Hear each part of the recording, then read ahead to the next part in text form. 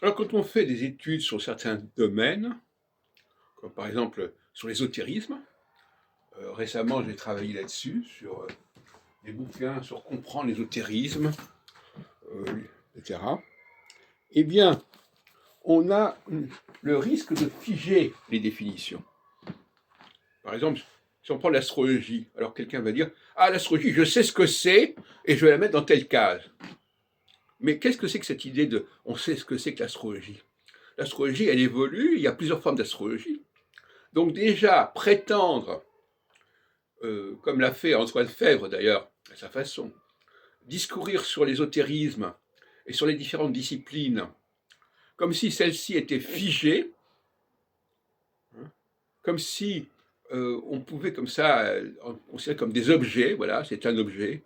Il y a un objet qui s'appelle l'astrologie, il y a un objet qui s'appelle le tarot, il y a un objet, etc. Non, ça n'est pas possible. Ce sont des choses qui sont vivantes, qui sont dynamiques.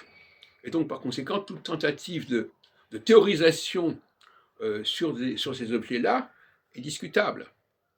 Bon, moi, j'ai proposé récemment, j'ai proposé la notion de subconscience et de surconscience. Mais ça ne mange pas de pain, en quelque sorte.